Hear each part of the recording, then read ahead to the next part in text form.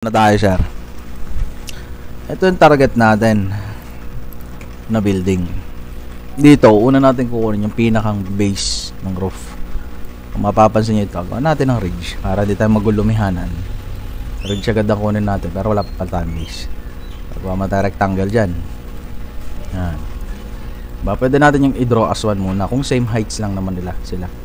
Diba? Same lang ng layer. Hindi sila multi-layer, di ba, sir? Hindi sila multi-layer. So, taas natin ng konti. Kunin natin yung rectangle, check natin kung match lahat ng frame. Ito, medyo hindi match. Taas natin pa ng konti. So, posible, dito sa drawing sa left panel, hindi accurate yung drawing. Iba natin ito ng konti.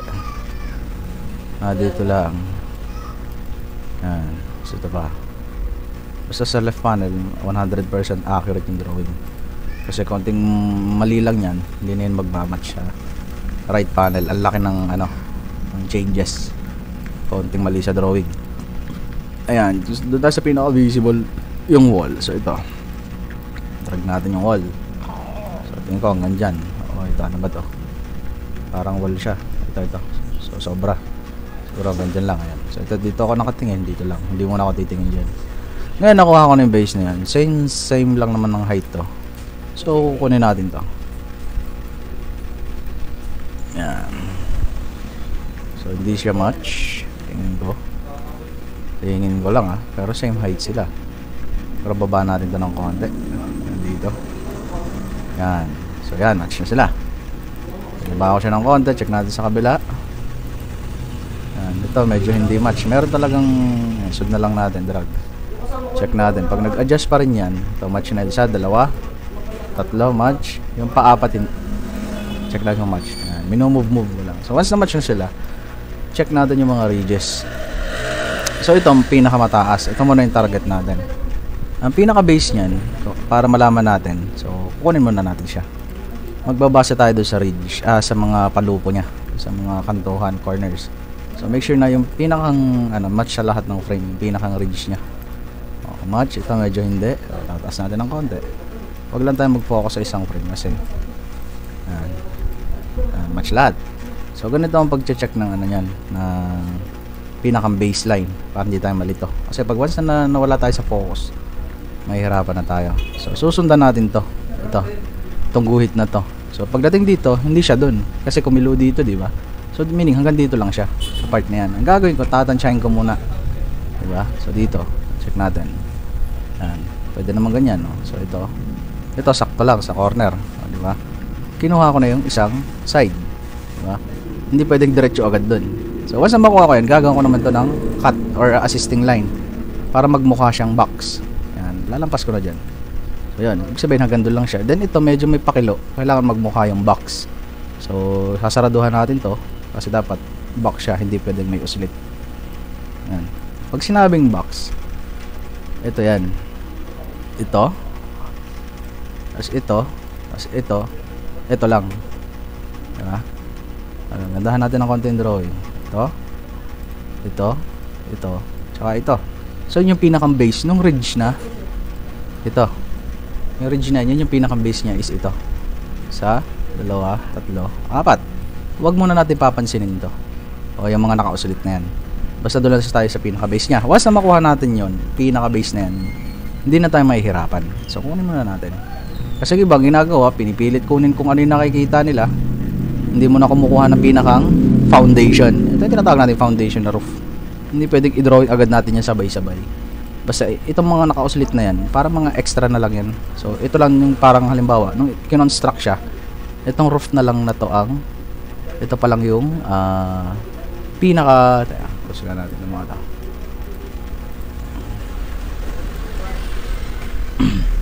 Hey. Ito pa lang yung pinaka-kinonstruct nila. Tapos ito mga additional yan, ito yung mga additional na dinagdag nila. So ganun din ang gagawin natin. Kunin muna natin yung pinaka base roof.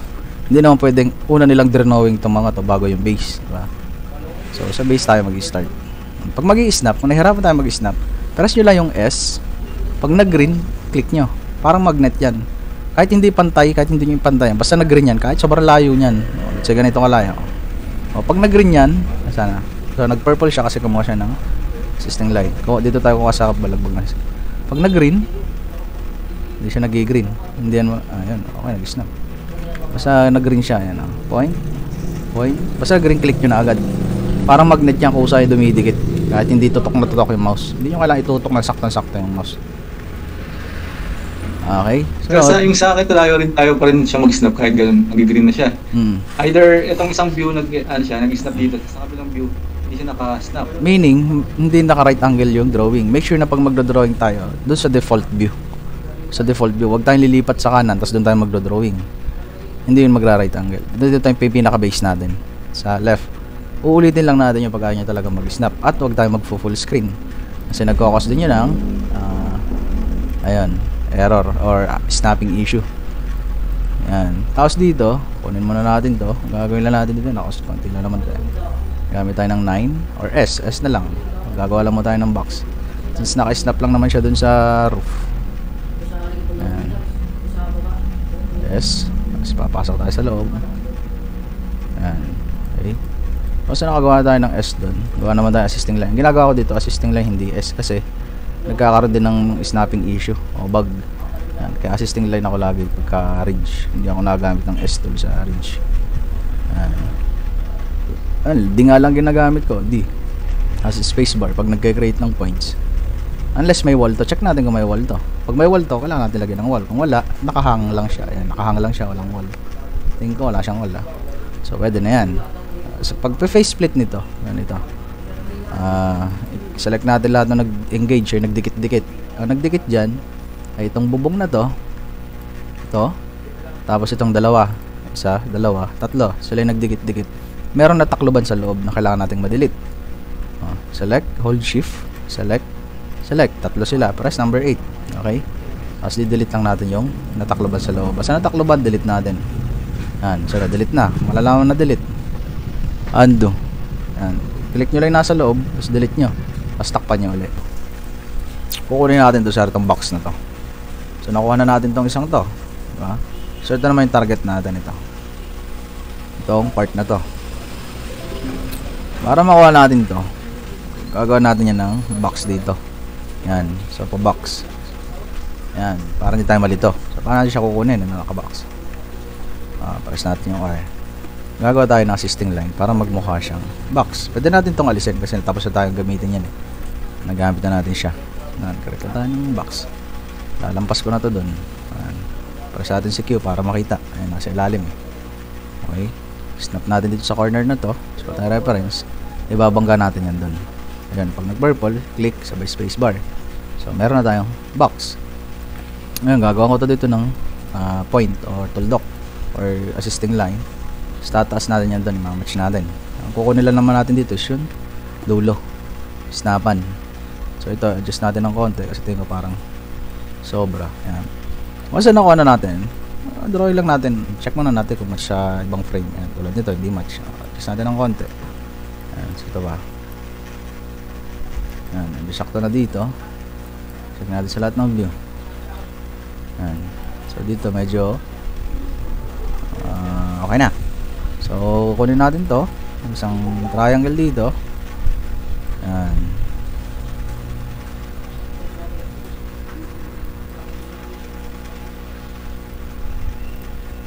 So mali, tulad ng hindi nag-snap. Basta nag-green, ginagamit ko yung letter D. Pagka nag-snap hindi na ako nagle-left click. Green, press D, green, press D, spacebar. Parang hover technique lang din yung pag-close. So ngayon nakuha ko na siya. Ang gagawin ko, ikakat ko lahat yung excess. Nagtagusan sila diba? Lahat ng tumagos doon ikakat ko.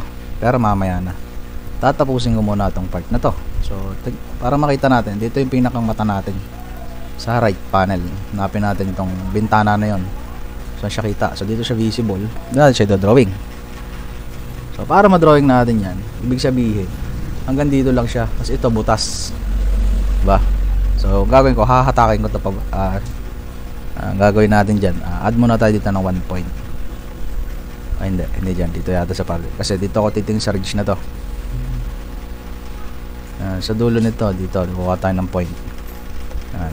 Click, press number 1. So extend natin yan dun. Kasi ito, hahatakin ko yung papunta dun. Snap ko lang doon sa guhit. Tapos ito, ibabalik ko na dito. Yan. Sabihin, pag dinrawing ko to, papaganyan yan. Diba? Kaya gagawa muna natin siya ng ridge dito. So, kailangan malawak din yung ating pangunawa dito para makuha natin. Ayun yung pinaka ridge nya. Kaya in-extend ko siya doon kasi hanggang doon yung palupo na to. Ayun hanggang doon. Ayun hanggang doon. So ngayon, kung saan nakuha natin yan, gagawin natin. Draw muna natin yung isang side. Pangalawang side. Tapos yung taklob. Yan. Ngayon, lahat ng may dash line na tumago sa ilalim, kailangan maalis. Okay? Pero kailangan muna natin tapusin siguro yung drawing bago natin gawin yan. Pwede naman ganun eh. So ang gagawin ko dyan, kuha tayo ng existing line dito, ridge, kasi ito nakalutang o para nakapatong, papatungan na yan, nakapatong siya dun. So para magawa yan, dito siya nag-snap sa corner na to. So ang gagawin ko, install ako dyan, siguro hanggang dito. Bye-bye natin yung mismong image. Tapos kuha tayo reference, dediretso ko na yun doon. Tapos balik dito. Yan. So parang may red, meron siyang red kasi bukas pa siya. Okay. Ngayon magawa tayo ng assisting line dito. Papatagusin natin doon sa loob. Ito babay patungan. Pag nag purple stop, meaning naka-snap, balik. Kailangan mag purple ulit, stop tayo doon. Tapos reference ulit, pabalik, diretso tayo sa kabila. Space bar. Hindi lumalabas yung problem na yan, tol. Ha? Hindi lumalabas. Baka wala ba siyang roof? Kasi lalabas at lalabas yung kung naka-snap tayo dun sa main roof. Yung bubong kasi kaya nagpo-purple siya, bumabangga siya sa another layer. Pag hindi siya bumabangga, mali yung, either mali yung reference natin na patutunguhan, diba? Posible yun, mali. So ito, pag gaganyan, tatakloban na natin to. Yan. Tatakloban na natin yan. Ito ang kalalabasan yan. Yan, nakapatong siya dun sa dalawang bubong na nauna. Kasi base sa image, ganun talaga, nakapatong siya. Dapat ganun din. Yan. Ngayon, ang gagawin natin, aayusin na natin lahat ng dapat ayusin. So ang ginawa ko, ito at saka ito, may cut. Yan, isa, dalawa, may cut. Dapat naka-merge yan. Kasi same lang naman sila na surface, pantay. Pag ayaw nyo mag-merge, delete. Tapos babay-bye natin tong. Yan, delete. Halimbawa, ayaw nyo mag-merge, delete nyo yan. So bye-bye lang tong part na to. Pag ganun, drawing lang manually. Pero pag nag-merge naman, the goods na. Then dito, pepe split natin. Alam niyo, pepe split muna natin. Kailangan mawala ay itong triangle na to. Ito. Kasi siya ay itong triangle na to kailangan maalis. Kasi siya ay natakluban dito. Diba? Tapos yung triangle na yan nakadikit dito sa loob. So natakluban siya nitong part na to. Nado sa likod. Kaya ang gagawin natin dyan, pepe split natin. Ang nagbanggaan dyan is ito. Para makat yun, ito ay select natin. Tapos ito. Yan. Reference number 8. Yan, nakat na siya. Pagka nag-blink yun, i-delete na natin yan. Ngayon, kalalabasan yan. Na-delete na yung nasa loob. Diba? Yan, wala na nasa loob. Sunod naman, ito. Ito, may triangle. Yan, ito. Tapos nakapatong siya dito. So, gagawin natin para ma-delete yan. Isa-select natin tatlong layer na dumikit. Isa, dalawa, tatlo. Saan siya dumikit? Dito. Nakapatong siya doon. So, press number 8. Yan, bug yan. Ngayon pag maganyan na nangyayari, magkagaya nangyayari, mamaya natin yan problema, dito muna tayo mag-focus sa iba kasi pwede naman natin i-drawing manually. So ito lahat ng tumagos dito sa part na to, ang mapapansin nyo, ayan, kailangan maalis yun. Paano sila maalis? Lahat na nag-engage, ito at saka ito, nagtagusan. So sila muna ipe-split ko. Press number 8, ayun, yung tumagos, pinutol nya, diba? So alin pa, ito tumagos siya dito at saka dito sa isa. So dalawang features yung tinagusan niya. So select natin. Yung press number 8, kakat niya yan. Delete natin yung nasa loob. Kasi ito kailangan ma-delete to. Yan, kasi nakat na. Pero ito hindi pa siya nakakat. Pag ganyan ay hindi pa siya nakakat. Select ulit natin yung nag-engage, isa, dalawa, tatlo. Isama natin yung wall sa ilalim. Press number 8, diba? Minsan kasi nakalapat siya dun sa wall eh. Kaya kadama yung wall dapat pag select. Diba? Linis. Ano yung pag-face split? Lahat ng tumagos. Then itong part na to naman, mapapansin nyo, yan, ang gagawin ko dyan, i-drawing ko to manually. Tatakpan ko yung ilalim na yun kasi butas yun eh, diba? Tapos itong part na to, drawing lang natin manually kasi pag face split nga natin ay nangyayari yung bug. Yan. Diba? So, natakpan na siya. Tsaka ito. Then, i-merge natin ito. Tsaka ito. Yan. Di ba pansin nyo na wala yung pula? Kasi, may pula yan kanina. Yan. Kasi may pula. Kasi hindi pa siya, same lang sila ng direction eh. Yun, no? Diba? Hindi ko na finish split kasi nga, nadidelete yung mismong layer. So, ang ginawa ko, dinuro ko siya manually. Yan. Tapos ito, para maalis yung pula, kailangan i-merge siya dito sa part na to. Kasi binutas natin yan eh. Diba? Yan. Kung mapapansin nyo, pag inakat ko itong bintana na to, yung bubong, meron yung layer sa loob, aalisin natin yan, di-delete. Yan. Diba? Tapos ito, saan na yan? Saan na yan? Yan. Dinilit natin, tatakloban ko ulit. Yan. So, check natin kung nandun pa. Ito, wala na yata yung isa. Yun. Tapos ito, itong dalawa. Yan na, isa. Tapos yung nasa ilalim. Yung dalawa. Yan. Dito sila nagtagpo sa dalawang point na yan. Kaya posible silang mag-merge. Kasi same sila na serve ng direction. Doon lang sila mag-merge sa part na yan. Nakakat yan eh. Na pag dinilit ko yan, naiiwan niya na isa. Pero pag binalik ko yan, dalawa sila magkadugtong. Pero nagdudugtong sa kanila, hindi. Yung point lang. Pwede nyo yung i-merge. Select nyo both, then merge. Yan. Diba na wala na yung pula. Ayan. Umaangat yan. Gawa ng mga points. Tapos na tayo sa isang to. Pero meron ako nakikita ang kulang. Ang kulang dyan ay ito. Once na naalis natin, kung gagawa tayo ng S dito, kukunin natin tong direction na to. Yan. Babaybay natin yan para sa makto doon. Okay. So once na binaybay natin yan, hindi tayo pwedeng dumiretso yata. Try natin dumiretso. Kuha tayo ng reference. Direction naman papunta doon. Kailangan mag-purple yan. Ayun, nag-purple. Yan. Meaning ito at saka ito pwede nang i-merge. Kasi same na sila ng direction, di ba? Same dito. Kukunin natin yung direction na to, pa-slant, pwedeng dito. Ayan.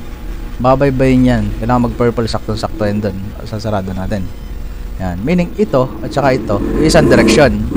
So pwede natin silang i-merge. Ayan. Problema, ayaw mag-merge. Ayaw mag-merge. Pwede natin i-draw manually. Diba? Una, alisin muna natin yung nasa ilalim na to. Ayan. Face split natin. Select. Ba't ang pumasok? Ayan, pala. Select natin to. Tapos ito, press number 8. So, hindi na siya ma-delete. So, alisin na lang natin manually. Tapos draw na lang natin. Kasi hindi na siya ma-face split. Kasi nag-merge tayo. Ayan. So, pag sinelect mo yan, wala, nasa loob. Then, ito na lang problema natin. Kailangan natin i-merge ng part na to. Pag ayaw niya ma-merge, delete natin. Tapos draw natin manually. Kailangan, dadaan tayo doon sa point. Sa lahat ng point na nasasagasahan. Ayan. Yan. Dudugtong doon, spacebar na lang. So, yun, perfectly snap na siya, di ba? Isang fit layer na lang siya. Tapos ito, kailangan tong maalis. Part na yan. So, paano maalis yan? Ito, tsaka ito, isa-select natin. And press number 8. Yun, nakat na siya. Diba? Ganyan ang kalalabasan niya. Diba, maganda? Doon nahihirapan yung iba sa ganong diskarte. So, kapag hindi natin alam yung ganong diskarte, hindi natin magagawa ng tama. Kasi itong ridge na to, ito mas mataas compare dito.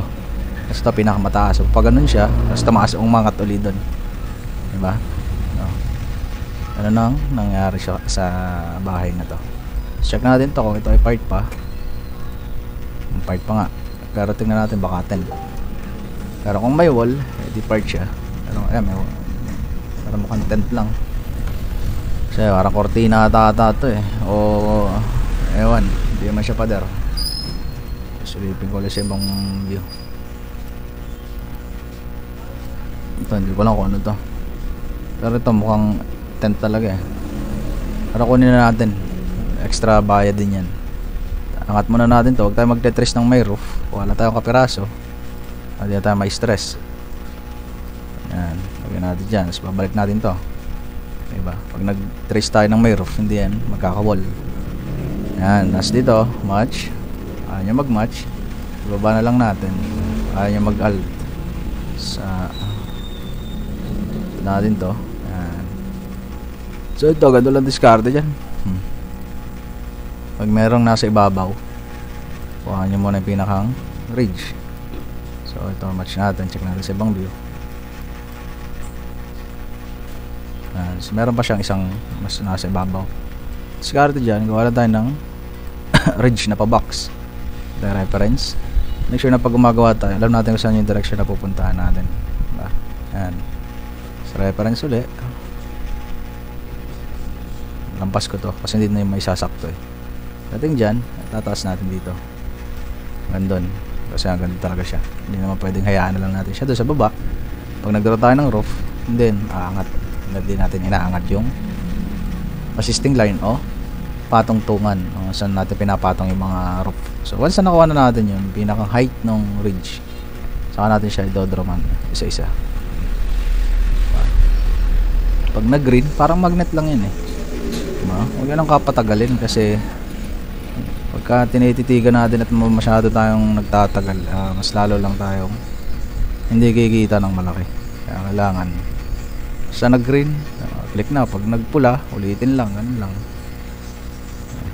0. Kasi natin lahat ng assisting line, check kung may gaps. Nakakalabasan yan, dapat ito ganyan, may cut doon. Tapos ng mga bintana sa harapan, ito, may cut. Ayan, butas yan, ang butas. Ito, walang harang dyan. Ito, nakakat. Ganyan kalalabasan niya. Okay na. Gugroup na natin. Alt S. Ito, hindi ko lang kung para mispart pa talaga itong maliit na to eh. Pero hindi nakakasyang tao dyan. Diba? Common sense na lang. Kung isipin natin kung banyo yan, pakalit niyan, posible doghouse yan. Pasa na natin.